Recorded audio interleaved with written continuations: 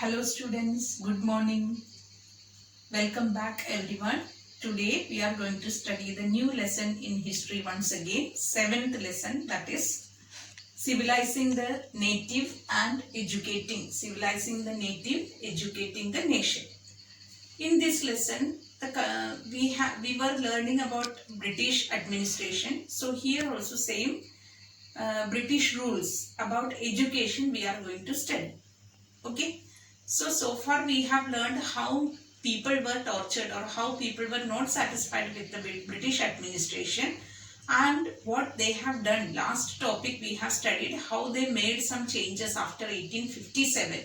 They made some changes in the policies or laws were made. So to give respect to the Indian culture, Indian beliefs or Indian ancient beliefs, etc. that we had studied.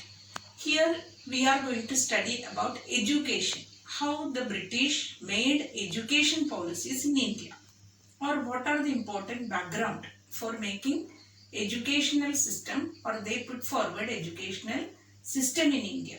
Why they have made the education in India, Western education, why they started around 200, since from 200 years we are following the education which was mainly started by British. Still today we were learning the same system.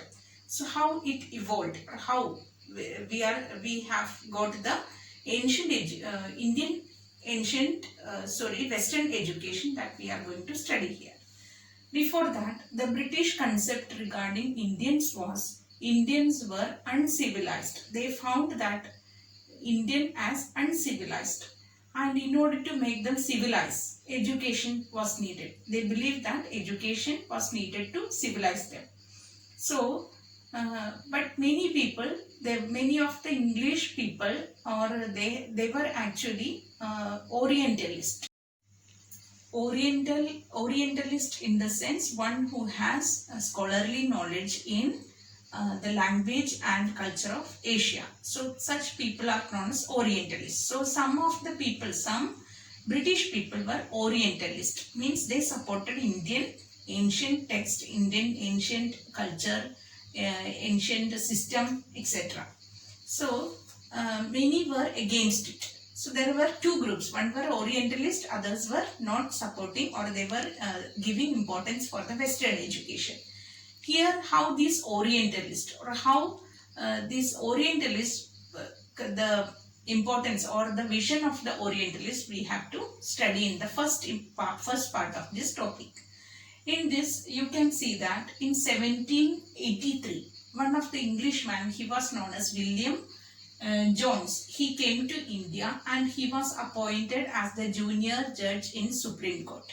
So he reached in India, William Jones, and after reaching here, he was very much encouraged, or he was very much attracted towards the ancient Indian languages of India, ancient Indian history of India, or ancient the languages, the culture, tradition, etc. of India.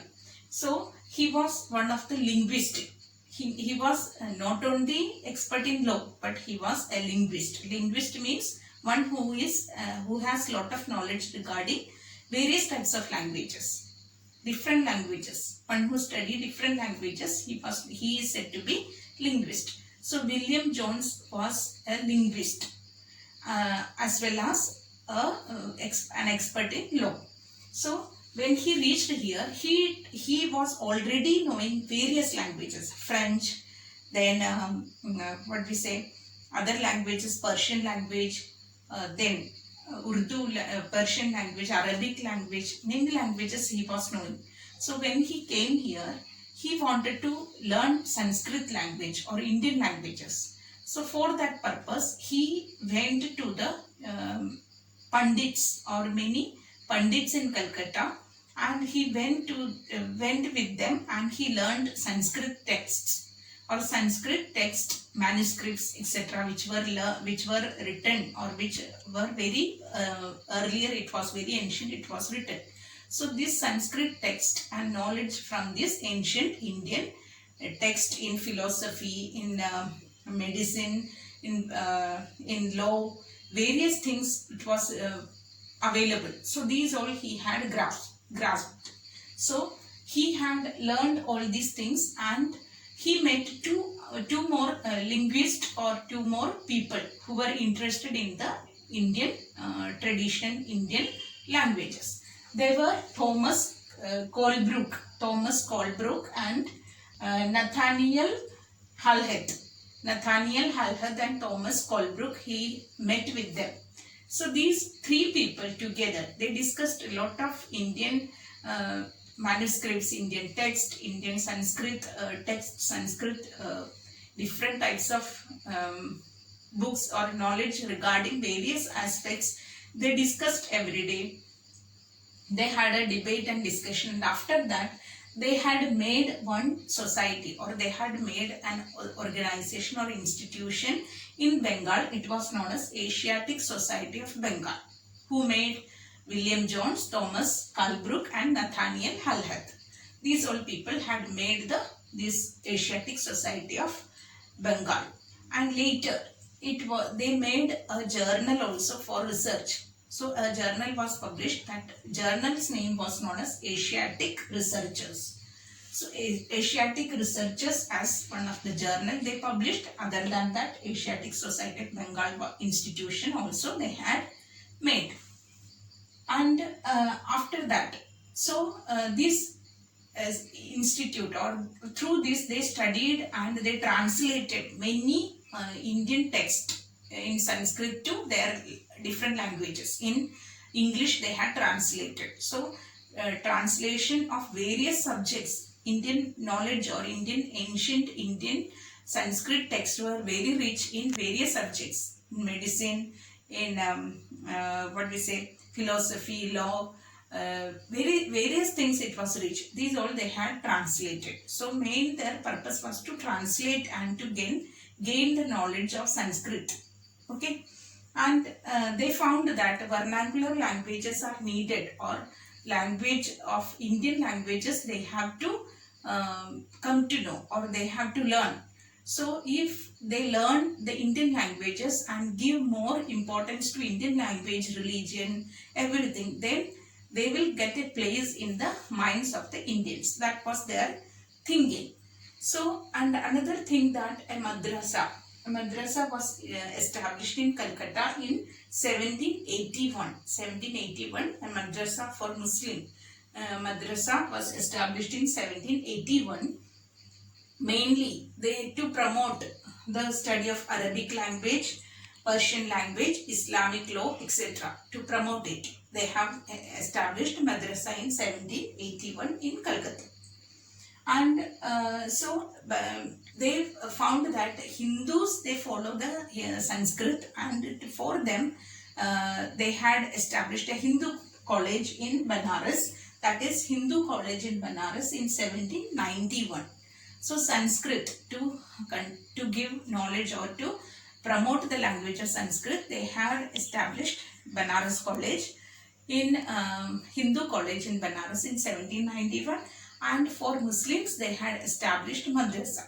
So main purpose was their languages. Muslims, their language in Arabic, then Persian, etc. And to promote the Islamic law, they had made this. Hindus, for them to promote the Sanskrit language. Through this, they found that why they had made, because the Orientalists, these all people belong to the Orientalists. In that, Warren Hastings, he was also Governor General, he was also an Orientalist. He was an Orientalist.